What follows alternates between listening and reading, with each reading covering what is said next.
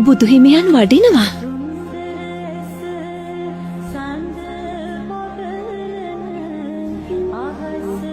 ඔබතුමා දැන් කුමක්ද කරන්නට යන්නේ?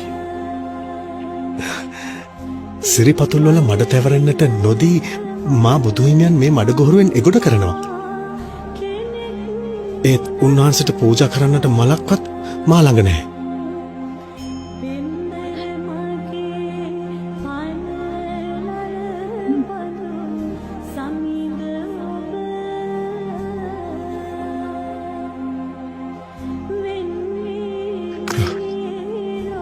ස්වාමීනි, වඩිනු මැනවි.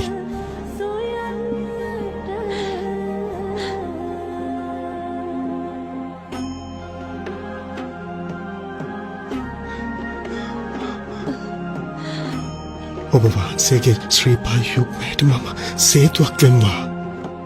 මතු ලෝතුරා පුතුව සියලු සත්වයන් සංසාර සාගරයෙන් ගොඩලන්නටද සේතුවක් වෙම්වා.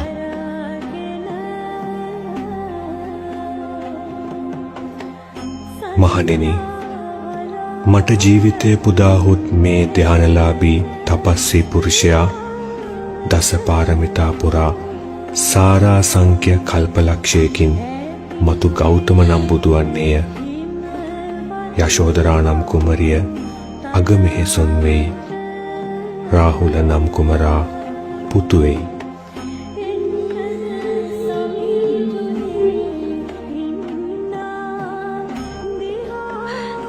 යශෝදරා මම වෙම්වා. ඒ රාහුල මාතාව මම වෙම්වා.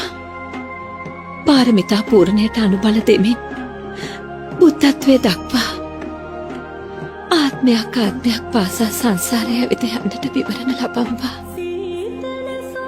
පින්වතිය, ඔබගේ ප්‍රාර්ථනයද ඉෂ්ට සිද්ධ වන්නේය. තවුසානෙනි, මැය ඔබට සමසිත් ඇති මනා දැකුම් ඇති පිය තෙපුල් බණන ප්‍රිය භාර්යාවක වන්නේය.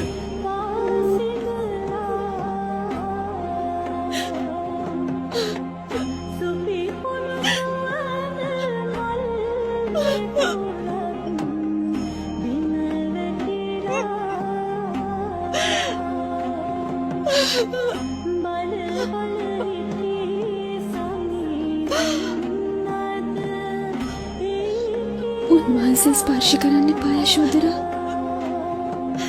යශෝදරාවන්ට රිසිසේ හඬන්නට ඉඩ හරින්න. ඇය වැළැක්වීමට තැත් නොකරන්න. නැතහොත් මා කෙරෙහි උපන් ශෝකයෙන් ඇය ලය පැලී මිය යනු ඒකාන්තයි. දීපක්කර පාදමුලේදී මට හමු සූත්‍රාමයයි. චන්දකින්නර ජාතකයේ චන්දකින්නරාව මෙයයි. චුල්ලබෝධි ජාතකයේ සම්මිල්ලහාසිනී මෙයයි. ආදිත්‍ය ජාතකයේ සමුද්‍ර විජයා දේවී මෙයයි.